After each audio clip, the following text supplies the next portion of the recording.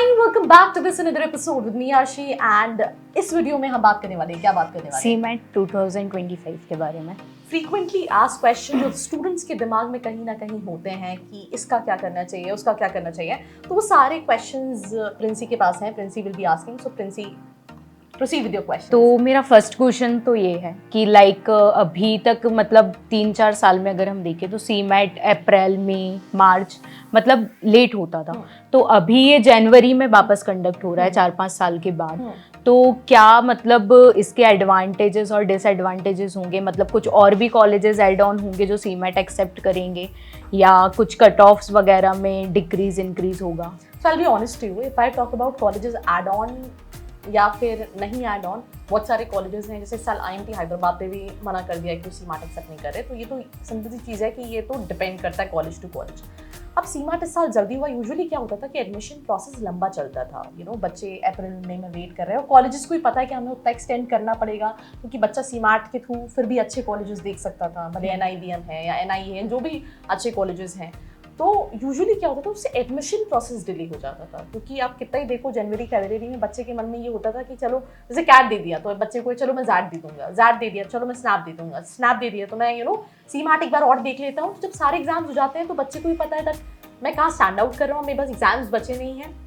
और उसकी वजह से क्या होगा, कॉलेजेस में एडमिशन प्रोसेस जो है इस साल जल्दी क्लोज हो जाएंगे. इवन Tier 3 कैटेगरी में भी मैं कई सारे कॉलेजेस की बात करूँ, लास्ट ईयर भी कई सारे कॉलेजेस जो बच्चा शुरू में बोल रहा था कि मैं बाद में डिसाइड करूंगा, एंड में जहाँ के प्लेसमेंट्स हैं वहाँ पे जाते जाते अप्रैल में वो एडमिशन क्लोज हो गए थे. तो सिंपल सी चीज़ है, इस साल भी यही है कि एडमिशन बहुत ज़्यादा लंबे नहीं चलेंगे अनलेस एंड अनटिल वो कॉलेज ऐसा है कि वो अपनी सीट भर ही नहीं पा रहा, तो बात अलग है. अदरवाइज मुझे लगता है कि एडमिशन प्रोसेस जल्दी होने की वजह से जल्दी क्लोज भी हो जाएगा. तो जो स्टूडेंट ये सोच रहा है कि ठीक है वी हैव टाइम, कॉलेजेस तो जुलाई से स्टार्ट होंगी, हम तो अप्रैल में भी प्रोसेस कर सकते हैं, तो वो इस साल जो है कहीं ना कहीं नहीं होने वाला है. अभी मतलब काफ़ी सारे स्टूडेंट्स का कहना ये होता है कि अभी तो ग्रेजुएशन कंप्लीट ही नहीं हुई है, तो मतलब एडमिशन मार्च अप्रैल मई तक भी चलते हैं. तो मतलब इस साल जैसे अभी आपने कहा कि सीमेट के थ्रू जो टॉप कॉलेजेस हैं या जो जिनमें इनटेक कम होता है, क्राउड कम है उन कॉलेजेस में, तो मतलब अप्रैल मई में आई थिंक मुझे नहीं लगता है कि एडमिशन मिलेगा.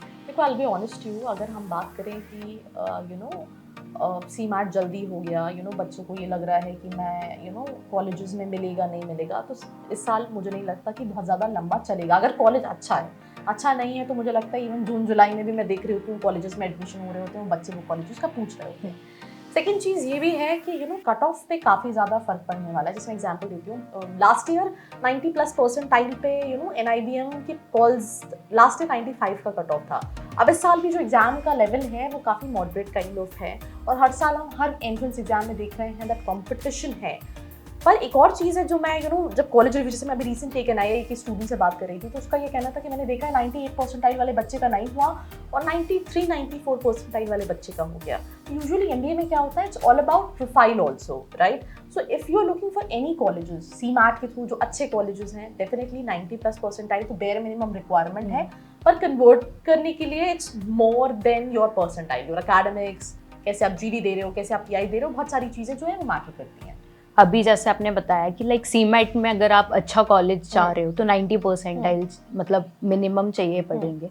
तो अगर 80-85 परसेंटाइल आ रहे हैं तो कौन कौन से कॉलेजेस हैं जो मिल सकते हैं? पहले तो मैं एक और क्वेश्चन को आंसर कर देती हूँ. अगर आप 90-95-90+ पे जा रहे हो, सोमैया है, वेलिंकर है, ग्रेट लेक्स है, IFMR चेन्नई है, NIBM है, NIA पुणे है, IMT नागपुर है, तो देयर सो मेनी कॉलेजेस जो आप सीमेट के 90+ परसेंटाइल पे अप्लाई कर सकते हो. पहली चीज़ ये.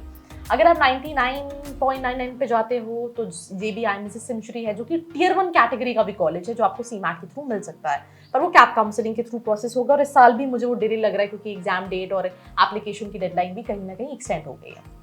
तो इफ़ आई टॉक अबाउट, अगर आपका परसेंटाइल इन एनी केस 90 से कम है तो फिर कॉलेजेस भी कई सारे हैं. जैसे कि आप चाहो तो जयपुरिया देख सकते हो, आप चाहो तो XIME बैंगलोर देख सकते हो, आप चाहो तो BML मुंजाल देख सकते हो, आप चाहो तो ILM देख सकते हो, आप फर्स्ट टाइम देख सकते हो, आप बेनेट यूनिवर्सिटी टारगेट कर सकते हो, आप जस रांची टारगेट कर सकते हो, आप UTS मुंबई टारगेट कर सकते हो, आप बालाजी इंडस पुणे देख सकते हो, आप ISME बैंगलोर देख सकते हो, आप अलायंस देख सकते हो, आप ISBR देख सकते हो. तो all in all multiple colleges हैं और इनमें से कई सारे कॉलेजेस में ट्रस्टी कंपनीज आती हैं 100% जैसी चीज़ ना मैं प्रमोट करती हूँ, ना मैं ये कहती हूँ कि हर बच्चे के लिए हर कॉलेज अच्छा। मैं एग्जाम्पल दे रही हूँ, जयपुरिया, मैं भी रिसेंटली होकर आई थी इंदौर वाले कैंपस में। कंपनीज हैं पर हर बच्चे का प्लेसमेंट हो रहा है। अब बच्चा जो जा रहा है सोच के कि अच्छा सब कुछ अच्छा होगा, that is not the correct thing. तो अगर तुम्हें कॉलेज सिलेक्ट करना है, तुम देख रहे हो कंपनीज आ रही है, पढ़ाई अच्छी है, तो you can select a college. अब तुम कैसे कैपिटलाइज उसको कर सकते हो, ये तुम्हारे 2 साल पे डिपेंडेंट है। तो तुम अगर 90 से कम पे हो, कॉलेजेस देख रहे हो, इस माइंडसेट से जा रहे हो कि यार मुझे अपना 200% देना है, trust me you don't have to regret for ROI, right. But अगर ये है कि मैं पूरा कॉलेज मुझे करा देगा सब कॉलेज, तो फिर चीज़ें जो हैं वो काफ़ी डिफिकल्ट जो है वो बन जाएगी। अभी जो आपने कॉलेजेस के नाम लिए हैं वो आई थिंक टियर 3 कॉलेजेस हैं, और उनमें से कुछ कॉलेजेस ऐसे भी हैं जो 10-11 लाख का भी एवरेज पैकेज क्लेम कर रहे हैं। तो क्या ये मतलब ट्रस्टवर्थी है कि इन कॉलेजेस में मतलब प्लेसमेंट्स आर इन्फ्लेटेड? मैं एग्जांपल दे रही हूँ, मैं अभी कल ही परसों एक रील देख रही थी, SCMHRD का एवरेज पैकेज 25 लाख को क्लेम करेंगे, बट बच्चों ने बोला कि इस साल जो कंपनीज आ रही हैं 10, 15, 16, 17 लाख के प्लेसमेंट पे आ रहे हैं। तो प्लेसमेंट इन्फ्लेशन हर जगह देखने को मिलता है। मैं इन जनरल बताऊं, अगर आप टियर 3 कॉलेजेस जा रहे हो, एक रियल एक्सपेक्टेशन जो है वो 7 से 8 लाख के बीच में होनी चाहिए। अब उससे ऊपर आप कुछ भी ले जाते हो वो आपकी capability, if you are among top 30, top 40, top 50% of the batch. But अगर इन जनरल एवरेज पैकेज की बात करें, मीडियम पैकेज की बात करें, तो मुझे लगता है 7-8 लाख से ज़्यादा आप एक्सपेक्ट नहीं कर सकते। इंक्लूडिंग मेजाइन की बात करो, इस साल 7-8 लाख का एवरेज पैकेज है। तो आप यही चीज़ आप जयपुरिया की बात करो, तो इस साल जो बच्चों का कहना है 8-9 लाख का एवरेज पैकेज है। तो पैकेजेस यही हैं, राइट। तो 10 लाख से ऊपर जो कॉलेज क्लेम कर रहा है, मुझे तो लगता है यार सोमाया में 85 परसेंटाइल कैट वाला बच्चा जाता है और उनका 12 लाख का एवरेज पैकेज है। तो वहाँ पे भी पता करोगे तो फिक्स पैकेज जो मिल ही रहा होगा वो 9-10 का ही मिल रहा होगा। Same is with Great Lakes Gurgaon. I was discussing with a student, he is passed out from Great Lakes, तो वही 11 के आसपास, 10 के आसपास यही एवरेज पैकेज है। तो जहाँ पे 85 वाले बच्चे को ये मिल रहा है कैट में, राइट, तो आप व्हाट यू कैन एक्सपेक्ट कि अगर आपका सीमैट में 90 से कम है तो आप 10 लाख 11 लाख, आप वहाँ से 10-11 लाख का पैकेज लेके जा सकते हो। मैं कई सारे कॉलेजेस में, जैसे कॉलेज रिव्यूज़ की बात करूँ, कुछ कॉलेजेस में 18 लाख का पैकेज 5 बच्चों 6 बच्चों को भी मिला है। तो ये आपकी कैपेबिलिटी पे, बाकी जो एवरेज रियल एक्सपेक्टेशन है that is 7 to 8 lakh rupees.